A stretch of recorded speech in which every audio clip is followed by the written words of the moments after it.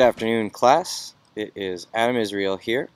I decided I'd mix things up a little bit and take us outside for today's lecture.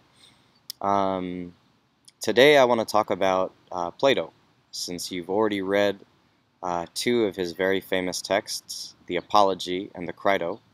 And this week we'll be reading sections from his most famous work, the Republic. So to sort of get into what we want to talk about today, I want to talk briefly about the super extended handout that I gave you about the contradictions of justice and democracy. Because to understand why philosophy came about, particularly political philosophy, it's really important to understand it as a result of democracy, as a result of some of the special problems that came up in democracy in the Athenian context. So some of the things that I wanted to suggest to you in that handout about the contradictions of justice and democracy. If one of the big problems with ancient justice that we see when we look at the Code of Hammurabi and the Tale of the Eloquent Peasant is that having a universal idea of justice, on the one hand, is a great support to rule. If you can somehow convince all of your subjects that your laws, that your punishments, that your power is justified not just by your personal whim, not just because you happen to be very powerful, but because it's rational, because it makes sense, and that it applies in principle to everyone, it gives you a great deal of power and a great deal of ability to maintain your rule. However, it sets up an interesting problem, which is that as soon as you've laid out that reason, as soon as you've laid out that universality, it becomes universally available, universally accessible, and anyone living within your society can make reference to it and claim it. So in the case of the eloquent peasant, the peasant doesn't just say, I've been personally wronged and I want justice. I've been personally wronged and therefore I want revenge in a very personal way. But I have a claim on something universal that's shared in the society that you, the ruler, has set up. And that makes a unique problem for rulers. Now, it's not a problem as long as there's a great power gap. So as long as Hammurabi actually has all of the army, all of the power, and can just absolutely compel his subjects, the idea of justice remains kind of stable. It doesn't become a big problem. You get things like the eloquent peasant, you get various revolts. I included some evidence in our first week about strikes made against Ramses III. And so there's that sort of thing that plays out all throughout the ancient world and all over the world, really, not just the ancient Greek and Mesopotamian world, but in Egypt, in China, and South America, everywhere there's this sort of going back and forth between the problem with justice. Democracy, though, results from two things, provokes it. One is this sort of contradiction in the idea of justice, and two is a unique social situation where the ruling class, the people who would put forth this idea of justice in Greece, were compelled to recruit and persuade the people they ruled because of their relative weakness, actually, because they actually had to turn to the common people in order to support themselves. And so democracy came out as a sort of compromise, was developed as a sort of compromise on this point. And democracy, as you saw in Pericles' funeral oration, solves that contradiction of justice by having it be that the critique of justice, the very universality of justice that provokes a kind of critique, builds that critique into democratic justice. So what makes democratic justice just is not only that it's true and universal like ancient justice, but the very sort of critiques and participation that it provokes are part of its justification. A democratic society is just because everyone under the law participates in making the law. So they're compelled by something that they've themselves made and participated in. So it incorporates the revolt inside of the rule. But this creates two new problems, which we see already hinted at in the funeral oration, but they come into their full force. We can see it in the Melian dialogue. One is the question of, all right, if the people make the law, who are the people? And right from the start, democracies struggled with that. So is it going to include someone like Milos? In other words, if you're going to apply the law, if you're going to conquer Milos and demand that they pay tribute to you, how can it possibly be legitimate to not include them in the discussion? And if you include them in the discussion, if you include them in the making of democratic law, you can't compel them in the same way anymore. So democracy solves this problem by creating an outside, by creating a limit and saying democracy applies to the people within the society and not to the people outside of it. However, that also includes people within that society who don't count as equal participants. So the Athenian democracy had slaves. The Athenian democracy didn't grant political rights to women. It didn't grant political rights to immigrants, and also not to children. And so this is one tension of democracy. The other one comes up partially as a result of that, which is that sort of universality that gives the idea of justice its force, that universality and that rationality. Now that you've opened it up to everyone, and it's no longer something that's in the hands of the gods, what ensures any longer that it's true? What ensures any longer that it's rational? Isn't this going to devolve into the problem of, well, everyone has their own opinion? And especially if you're going to exclude certain people, this is the limit condition, how can you legitimately exclude people? What type of truth, what type of rationality will allow you to do that? And so democracy struggles to deal with this contradiction. In that context, in this context of people giving reasons, giving their explanations, making arguments, a question arises, how, based on mutual conversations with other people, can we get to the question of truth? And this is the central issue in Socrates' Apology, written by Plato. Socrates, as we have to remember, was a citizen of a democracy, and he took on his actions and also suffered the consequences in the context of a democracy. And one way of thinking about the main issue that's at play in the Apology is, if justice comes from discussions with your fellow citizens, what happens if you really push the question? How do you know that this contribution you're making to figuring out what justice is actually right, is actually true? And Socrates' classic question is, how do you know what you know? What do you genuinely know as opposed to have as a mere opinion? And Socrates' sort of great insight was that realizing that in fact you don't know you don't know the grounding of your truth, that a great many of your opinions are not actually based on truth, is a fundamental starting point for a kind of wisdom. Socrates thinks that he's onto something. So the first sort of clue about the Apology is that actually there is a kind of knowledge. Even though the most famous claim by Socrates is that he knows not, that's actually a knowledge claim. There's something substantive there. It's not merely a statement that he's ignorant or he doesn't know something. He's understood the distinction between opinion and knowledge. That's the kind of knowledge that's going on there. And that poses a huge problem for democracy. It poses a huge problem for the idea of democratic justice. Because if it's true that there's this distinction between opinion and knowledge, it raises a serious question whether deliberations among common people can actually be trusted to produce a form of truth.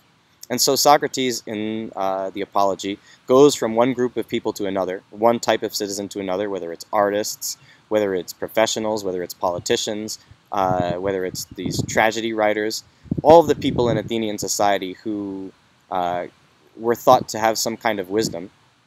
And he shows that each of them can't actually defend their opinions. They can't actually establish why their opinions are true rather than mere opinions. And this is a big threat to democracy because it suggests that that is not justice, that it's merely the best you can do is a kind of majority opinion, and there's no reason to think why that should be any more just than anything else. And so it throws the issue of democracy into a kind of crisis. However, from that perspective, you can see that the Athenians were actually right to perceive Socrates as an enemy of democracy, as someone in a great deal of tension with their idea of justice. But there's a second edge here, because Socrates wasn't merely an opponent of democracy. He was also attempting to give it a gift. And this is what you see when you see, for instance, Socrates saying, look, I'm actually a blessing to the state of Athens. You guys see me as an enemy. I'm actually your biggest, a gift from the gods to the city of Athens. Why? Because even though Socrates is throwing into question the justice of democracy, the idea that by participating together we can come up with an idea of justice, he's also offering something that's in principle available to anyone. So this process of investigating your opinions and trying to figure out genuine knowledge, by the very fact that he approaches literally anyone in society and puts them through this kind of process, he's demonstrating that the experience of reason, the practice of reason, is actually something universal.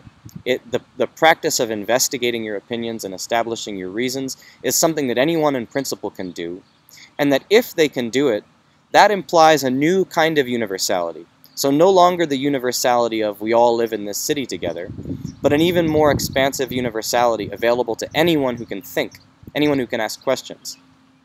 And this sort of universality opens up the possibility of a Socratic democracy, or a Socratic way of thinking about democracy. This possibility carries over into the Crito. So in the Crito, Socrates has been sentenced to death. And his friend, Crito, comes over and says, look, I want to break you out. I want to get you out of jail.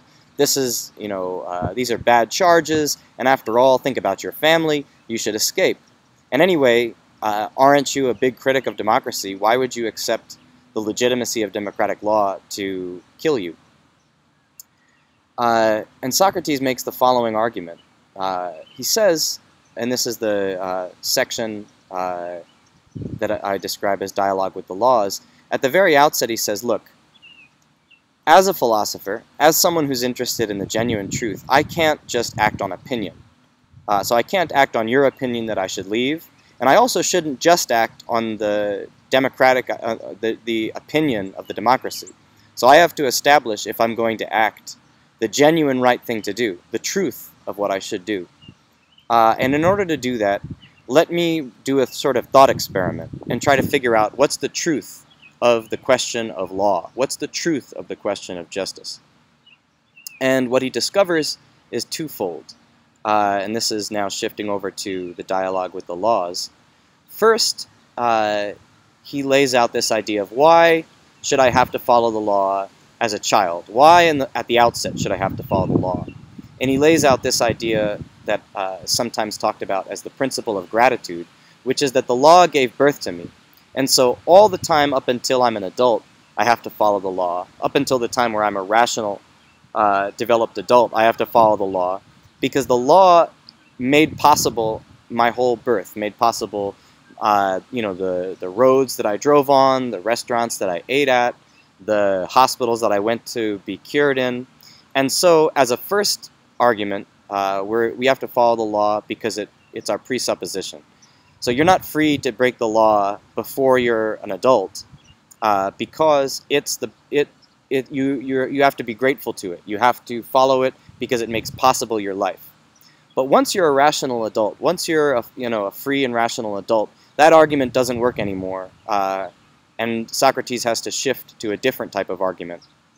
And this is wherein comes the idea of the positive and the negative freedom that Athens affords its subjects.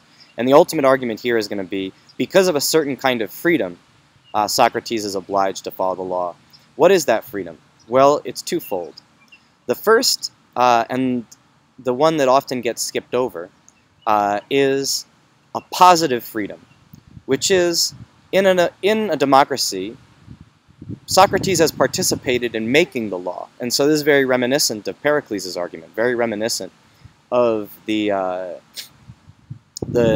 basic justification of democracy. But Socrates is adding a twist with this idea of persuasion.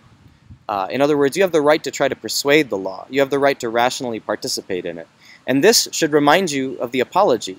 He's saying that now that I've made this discovery about the way that rationality, the way that thinking about what knowledge genuinely is, should compel me, if I can figure out what's right, I need to act on it. In a democracy, I've had that made available to me. And with my other citizens over the course of my life, I've played a role in figuring out what the laws are. And because I've played a role in it, I'm now bound by it. I'm bound to participate in it because Athens gave me this freedom to participate in making the law. This is more sophisticated than just the basic justification of democracy in Pericles. He's making a philosopher's point that participation, rational participation, makes the laws more rational through that participation because you've helped to make them. That's not just saying you're bound to follow the law because you participated. It's saying that there's a rationality of participation. So it's adding an extra plank. It's giving an extra level of truth to that. And there's a second piece as well. Not only have you participated in making the law, but if you didn't like the laws, you have the freedom to leave. This is negative freedom. You have a freedom to just walk away from it if you didn't agree with these laws and you tried to persuade them but it didn't work. Additionally, you had the right to leave. And this was actually true of Athenian democracy. This opens up another sphere wherein what Socrates is saying is you stayed, and by staying, you formed a sort of contract with the law. You agreed to be here. And so that agreement, you can't just abandon it now that the laws have turned against you and they've decided to condemn you. Not only did you participate in making the laws, but you stayed there and so formed a sort of contract with them. And this image of a contract with the law will come back over and over again throughout political philosophy. And it's the idea that your will or your freedom isn't just an individual isolated moment, like, well, I'm reaching for an ice cream cone because I'm hungry. Your freedom extends over a long period of time. And a contract is exactly that. It's something that transforms your freedom in its instantaneous form into an extended framework, into an extended reality that applies to your life throughout your life. So if you were free to leave and you didn't, that means by your very own freedom, you compelled yourself to follow the law. These two go together, and this is really important. So you might have heard it many times in your life, this idea of like, well, if you didn't like it here in America, you should have left. You know, if you didn't like paying your taxes, why don't you go to some other country or go be a nomad and leave society itself? That's half of it. But the other half, which is key, is that for that justification to work, you need to have had the chance to make the law. Because one might legitimately say, well, are people actually so free to just leave in this society? And one argument would be that no, people are not actually able to leave so freely for economic reasons. And so you might notice in the Crito that Socrates adds the point that Athenians let you take your property with you. And something for you to reflect on is whether that's true in America right now. And the second piece is that that freedom to leave, if that was it, and you in fact weren't really genuinely able to participate in changing the laws, then that would be despotic. That would be tyrannical. And one might legitimately say, well, just saying stay or leave, and if you don't like it, you can leave. If you've not had a chance to participate in making the law, that's an imposition. That might as well be like Hammurabi, or like a dictate from heaven. And so the two need to work together. And putting those two together, we get an idea of what a philosopher's justification of democracy could look like. So these are the two halves of Socratic thought. But notice Socrates' role in making the law is no different than any other citizen for Socrates. Socrates would say this applies to anyone in principle. And in the Apology, Socrates explicitly says, I have refrained from becoming, as a philosopher, I've refrained from participating in politics. I've refrained from trying to become an aristocrat, trying to become a major lawgiver. I've only participated as a citizen.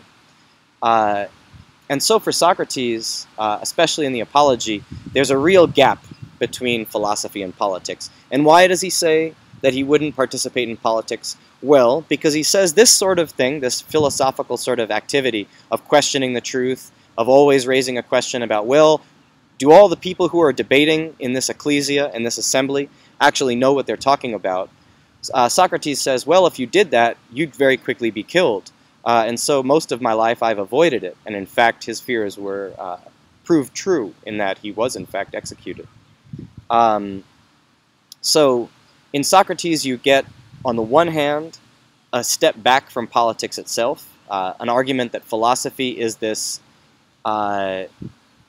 practice that's separate from politics. It critiques politics, and in fact, as he says in the Apology, it gives a great gift to democracy in learning how to ask this question of the genuine truth, in realizing some of the contradictions that exist in democracy and then trying to act on it. And then in the Crito, he shows how that would actually look like, what it would actually mean to incorporate philosophy into a democracy. But what happens at the end of the Crito? He decides to stay and he's executed.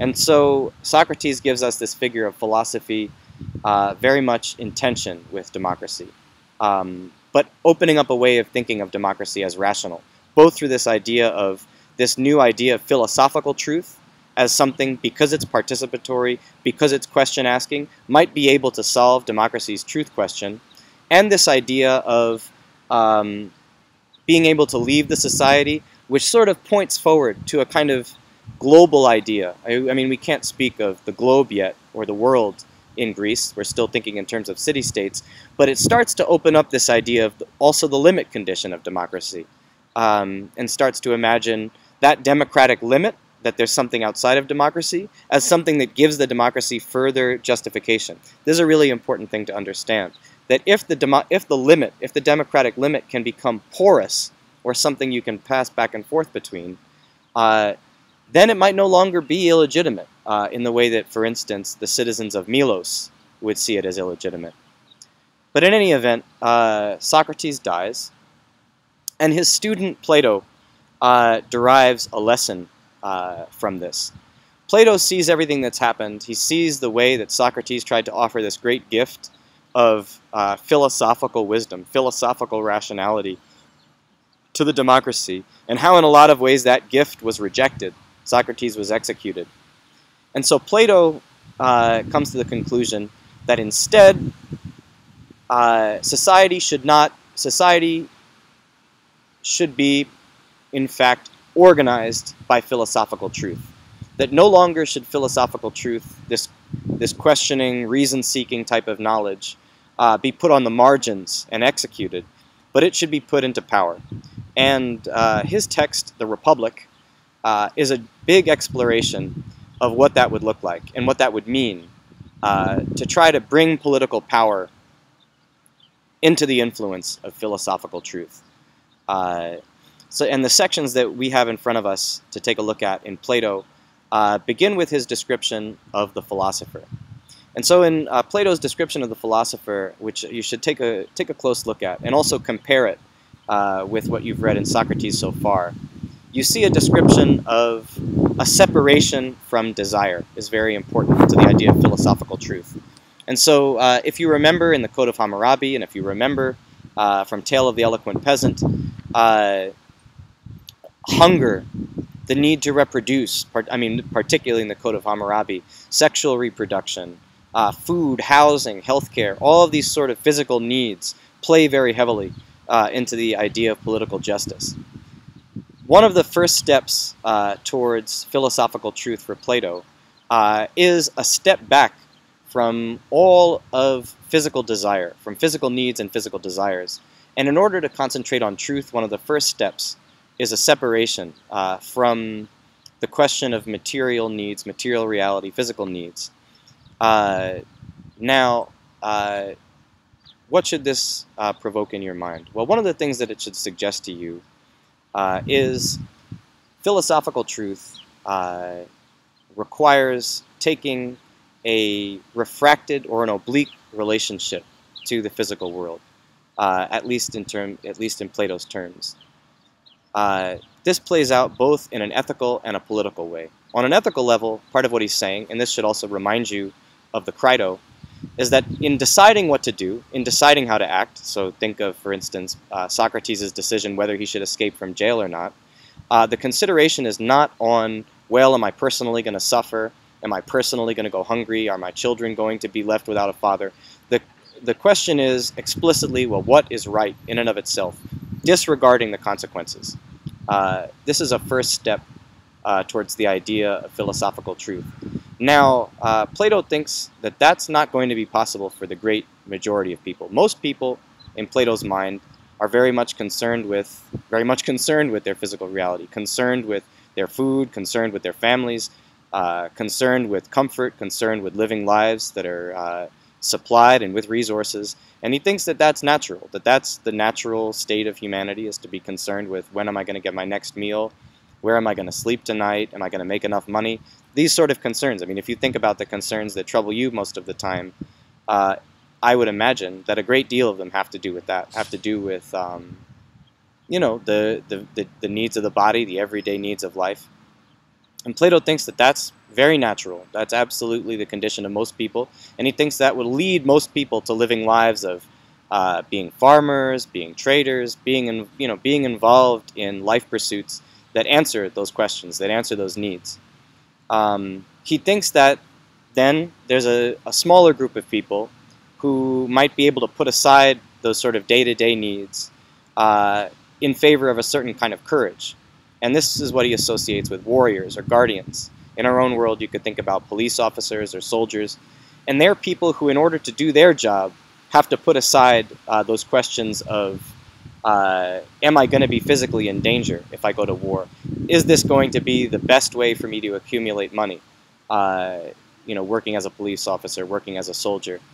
And he thinks that that creates a different layer of society, of people who are able to put aside material concerns for the most part, but they are still concerned with honor, with justice in a very day-to-day sense. And they form this sort of middle layer in Plato's understanding of humanity. Still concerned with the material world, but they're able to take a step back from their personal involvement on it and think socially. And then Plato thinks that with great effort, there might be a few people who are able to achieve a complete stepping back from not only their personal interests, not only their personal hungers and desires, but even from that commitment to being invested in social interests that would be necessary to be a good policeman or a good soldier, and are able to think, at least for a moment, entirely of the question of truth. What's right no matter what? Even should it destroy the whole world, even should it, no matter what the consequences, what is the genuine truth of the matter? What is absolutely right here? And this is what he's trying to describe in that passage when he's describing the nature of the philosopher who would be able to rule society as he understands it. And as you're reading that, I'd be curious what you think about that, what you think about this sort of abstraction from day-to-day concerns, and whether that generates more truth or less truth, whether that conceals certain things as much as it reveals them. Many philosophers after Plato have criticized him for what they see as an abstract rationalism, or a abstraction from the components of daily life that other philosophers would say the political thinker or the scientific thinker should take into account. And what's important to realize here is that Plato's not going to say never come back to those questions. In fact, this is what the allegory of the cave is designed to show. You have to return to these questions. The philosopher also has to eat. The philosopher is also involved in the world of crime and punishment. But the philosopher returns to those questions after having taken a certain journey. And to render that a little less incomprehensible, Plato offers the most famous part of his most famous text, which is the allegory of the cave. And I've included a couple of videos for you on Blackboard trying to capture, either using animation, this allegory. But fundamentally what the allegory is trying to do is two things at once. On the one hand, it's offering a theory of knowledge, and it's offering a theory of how the world actually is, which is that the first sort of things that we experience and that are all around us are the appearances of things, or the surfaces. So we see appearances of benches, we see appearances of buildings, we see appearances of trees, of other people. This is what first strikes us. But as you reflect and ask questions about how do you know that that's genuinely a bench, how do you know that that's genuinely a building, you realize that you know it through its form. You know it through, I know that this is a bench because it matches up to my idea of what a bench is. And this is a really important step, and you can already see it in the Apology, in the way that Socrates asks all of his interlocutors how they know what they know. But Plato transforms Socrates' procedure into a philosophy of reality. So it's no longer just a procedure of how to go about. Plato is arguing this is how the world actually is. There are these appearances, the shadows in the cave, that are cast by certain objects. These are the sort of elements that are being shown behind. And when you turn around, and this image of turning around is a really important one for Plato. It'll come back in his theory of education. When you turn your attention away from just, I want a hamburger, here's a hamburger, I want to go to bed, here's my bed, and ask questions like, what after all are these things, and why do I need them? What is hunger, and where does it come from?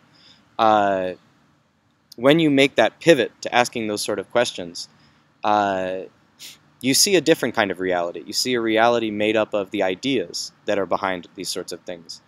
And that reality Plato characterizes as the world outside of the cave, or the world outside of the appearances as they hit us.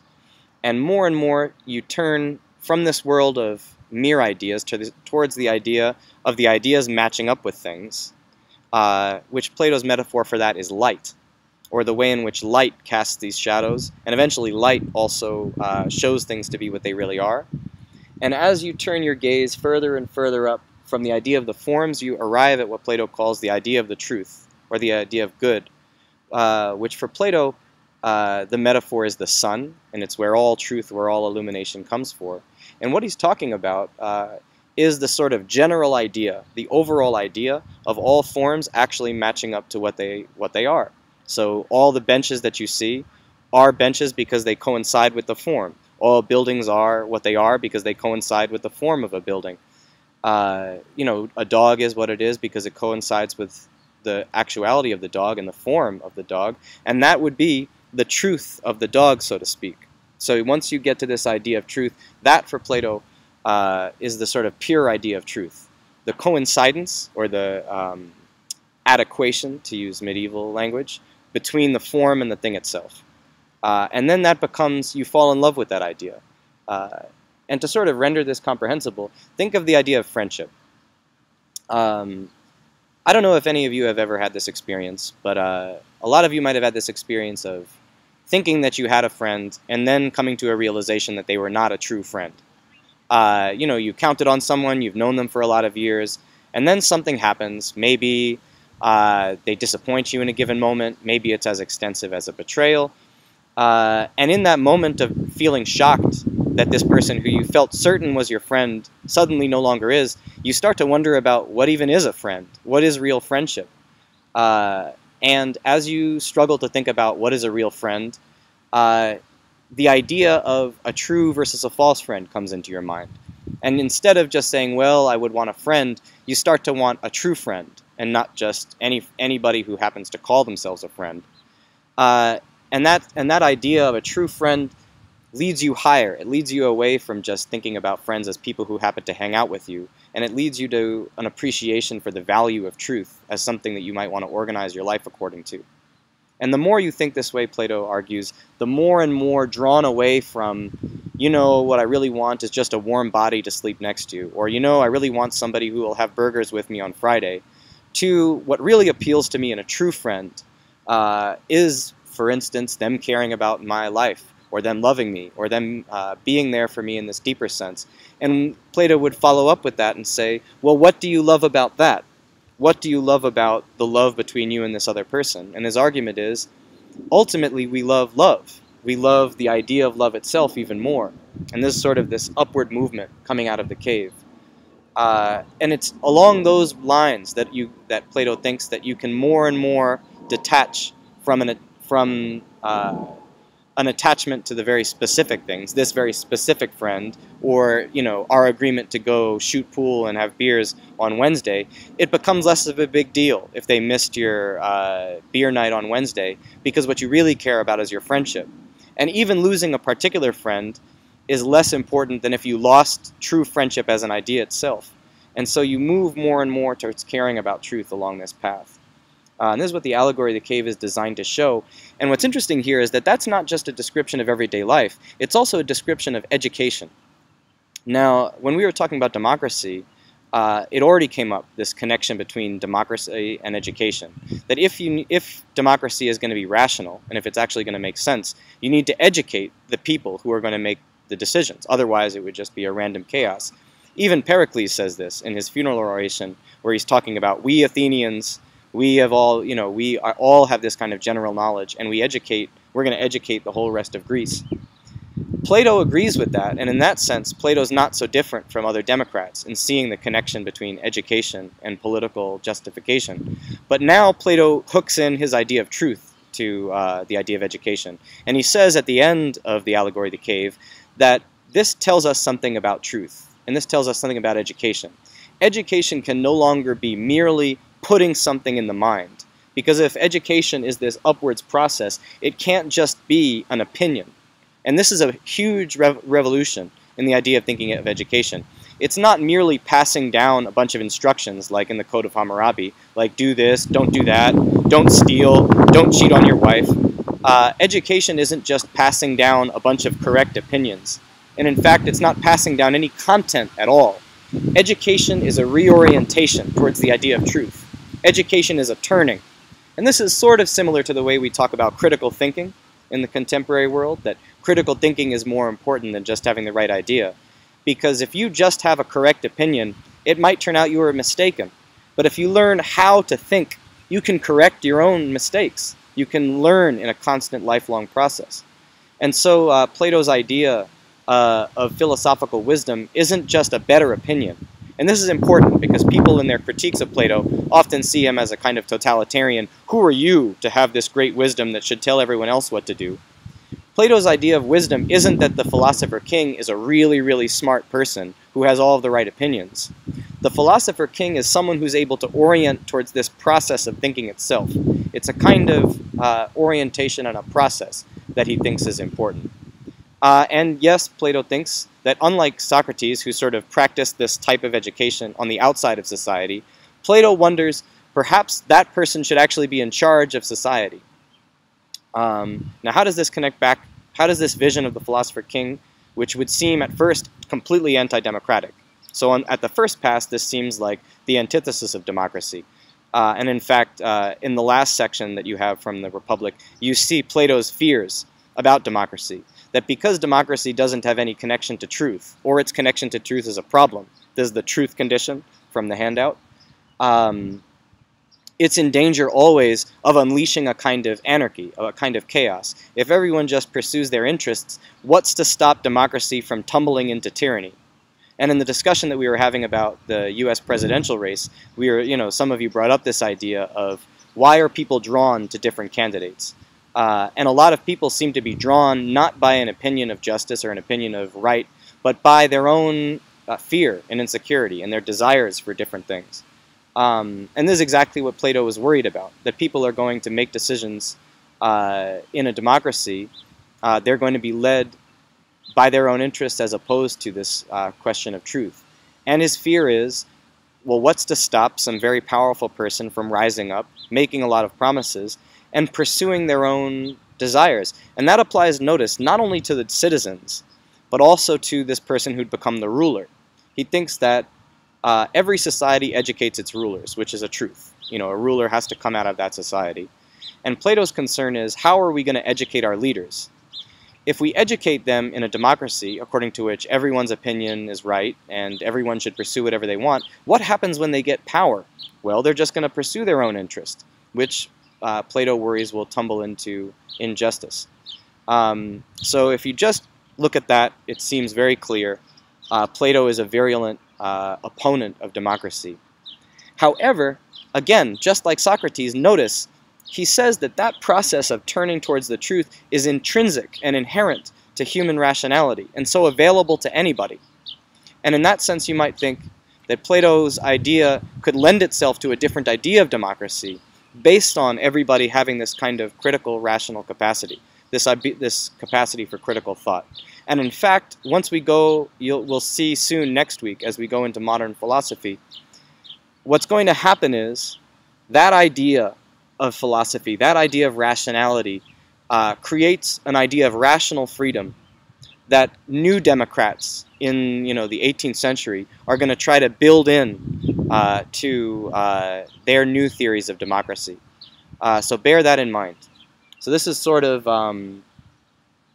the way in which Plato develops a theory that puts the question of truth radically into question, poses the idea of philosophy as a form of rule, but also opens up a door towards a different way of thinking about democracy. And so, yeah, so this is a way of thinking of also the difference between Socrates and Plato. That if Socrates shows philosophy as this very special democratic citizen who sort of exists outside of politics but helps politics, Plato asks the question, could that become the basis of a politics? And this is the idea of the philosopher king. And could you have a philosophical rule? And so if Socrates had a certain kind of revolt against politics on behalf of philosophy, it's Plato that asks the question, could this become a type of rule? Later on this week, we're going to read Aristotle. And I'm going to say more about Aristotle in a follow-up lecture. But Aristotle will go one step beyond Plato and say, well, if it's true that we want to organize politics according to philosophy, like Plato says, that means we should try to develop a science of politics, a philosophy of politics. And so if in Plato we have the beginning of philosophy used as politics, in Aristotle we have the beginning of what we could call political science, or applying the questions of philosophy directly to the categories of political reality.